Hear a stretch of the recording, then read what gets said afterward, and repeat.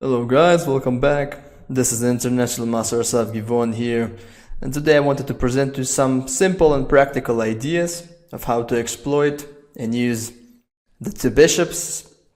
So I'm going to be examining some positions when one side already possesses the two bishops advantage over his opponent. Sometimes it would be against two knights, and sometimes it would be two bishops against a bishop and a knight. So in this first position that you see in front of you, we have a game from the great Tigran Petrosian with the white pieces versus under Lilienthal, one of the greatest grandmasters from the Soviet era. And in this position, white is possessing the advantage of the two bishops, so we're having two nice bishops on e2 and d2, but at the moment, as you can see, they're not doing a whole that much. They're being basically blocked by their own pawns. And as we know, or might not know, and it's a good time to realize that bishops are very strong in open type positions, and we should strive to open up the position, give them more diagonals to operate on. And once the position gets extremely opened up, bishops tend to completely annihilate and outplay knights. So in this position and in such positions, we should be searching for pawn breaks. Basically, we need to exchange as many pawns as possible. This way the bishops gain momentum over knights, because knights prefer close type positions. Knights prefer that we will have lots and lots of pawns on the board. So in this position, if we scan the board for pawn breaks, we come across basically only one pawn break, which is pawn to g4. This is the only pawn move that will force the exchange of pawns. So Petrosian chose to prepare this pawn break with the move pawn to h3, even though the immediate pawn g4 was also very much possible. For example, if black takes on g4, white recaptures with his bishop, and after rook c7, stepping out of the bishop's attack, white has this interesting move, king to f2, with the idea to bring his rook to g1. Later on, his bishop might also land on c3. You see that this bishop on g4 gained a lot of momentum. He's controlling now a nice long diagonal. One day he might be able to plant itself on e6 if possible. And white is having a very good initiative, but Petrosian played the move h3, which is also completely okay. And after the move knight to f6, black cannot really stop the move g4. White played the move pawn to g4, f takes, and now very important is to take with the pawn on g4. Bishop takes g4 would be a pretty substantial mistake, as it would allow black to exchange one of his knights for one of our bishops. And in this position, there is no doubt the bishops are much stronger than the knights, so there is no reason to allow our opponent to exchange any of them. So h takes g4. Black played the move rook to c7, and once again we are going back to this idea of playing king to f2. Might look like a little bit of a strange move at first glance, but because this is an endgame type of position, or at least approaching an endgame, the king will actually stay very comfortable on e3, where there is no really good way to attack it, and it's perhaps preparing some ideas of attacking black's pawn on h7 with our rooks. And after some more moves, it was pretty clear that black is going to be suffering in this game. White's bishop on c3 at some point will be positioned on c3 very well, and at some point white also might consider going with the move g5 in a good moment, also activating his other bishop, and white went on to win in this game thanks to his extremely strong bishops. Now in the second example, we're going to take a game from Nigel Short with the white pieces. Nigel Short, as some of you know, in his peak of his career was the contender to the World Championship title against Garry Kasparov. And in this position, once again we have a similar scenario. White is having the two bishops, but currently those bishops are kind of stuck and don't do all that much because there are lots of pawns on the board that kind of block their ways. And I would actually urge the smart viewers to try and find white's strongest continuation in this position. So what you can do is you can stop the video and let things kind of a little bit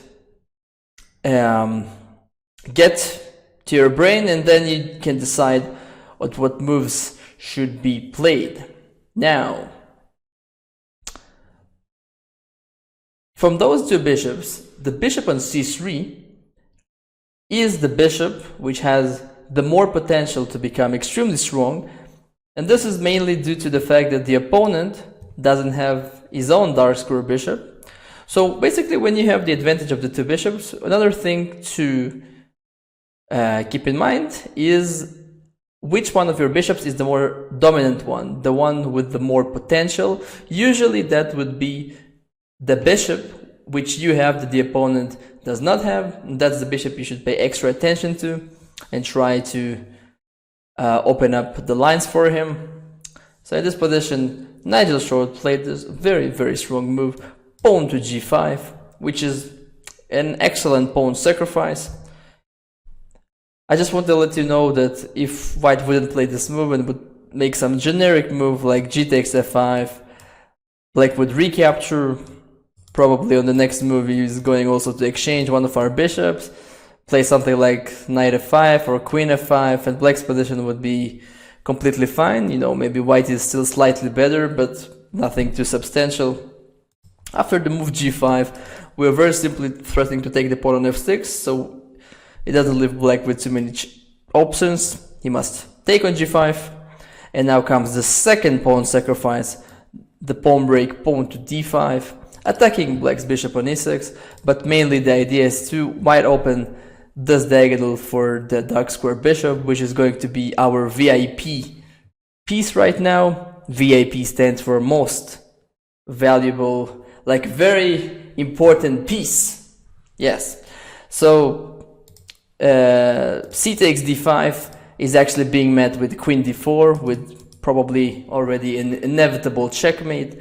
So all black was really up to the best he could find is just to sacrifice a piece on d5, and after the move c takes d5, queen takes d5, black got 3 pawns for the sacrificed piece, but this is very far from being sufficient to compensate for the lost knight, because now not only white is a piece up, but his bishops gained a lot of momentum since lots of pawns have been exchanged or basically sacrificed, so the position got opened up. And in this position, very important, by the way, is not actually to exchange queens, but rather play the move queen to e3, preserving the queens on the board, since white has very good attacking chances with those bishops and the weakened black king, so definitely there is no reason to exchange queens. And this queen is going to penetrate into black's position either through this diagonal or through b6 into c7, and basically black is going to suffer a great deal, and white won this game fairly shortly. This game and also the previous game, and actually all the games presented in this video, you could find in the description if you want to look at a full game. In order to keep this video in a reasonable length, I'm going to be presenting only the most important moments of the game and keep it up to you to watch the full picture. And finally, I wanted actually to come into this very game which I actually played myself with the black pieces. And I remember that I felt extremely happy about this game after it was played. I was a teenager. It was the Israeli Adults Championship, and when I had the first opportunity to play there, I lost many games, but I specifically remember winning this one game. And my opponent was a pretty experienced player. but I did manage to outplay him most of the game. And finally we reached this position after White's move rook to c2. This is move number 41. We just had the time control, so I got 30 more minutes on my clock. So for those of you who doesn't know, in many chess tournaments with classical time control, both players get extra 30 minutes on their clock once they reach move number 40. So this is why very often you would see chess players really rushing to get into move number 40 when they have a winning position, so they could have more time on their clocks in order to exploit their advantage. So at the moment, actually, if you count the amount of pawns for each side, you will see that White is actually a pawn up. He's having 6 pawns, Black only having 5 pawns, but this is basically the only good thing that you can say about White's position. Black is completely dominating the position. Those 2 bishops are extremely strong.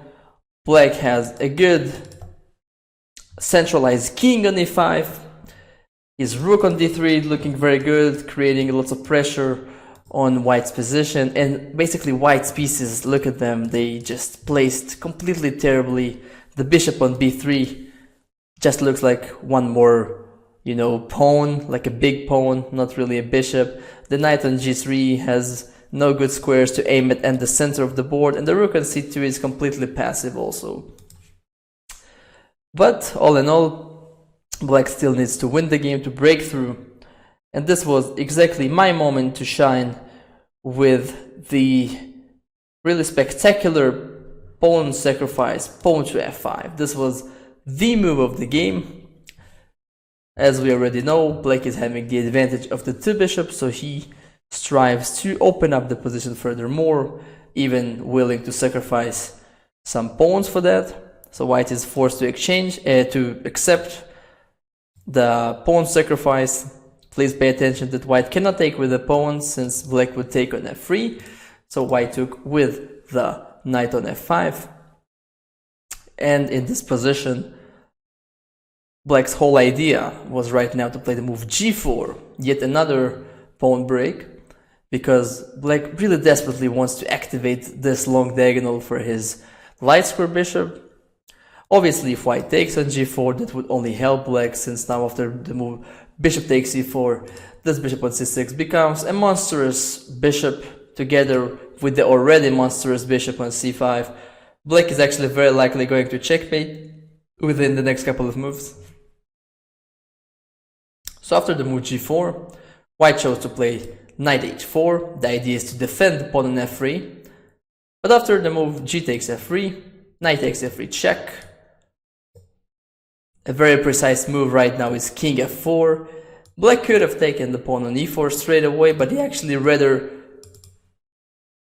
take this pawn with the bishop in order to keep that long diagonal opened up.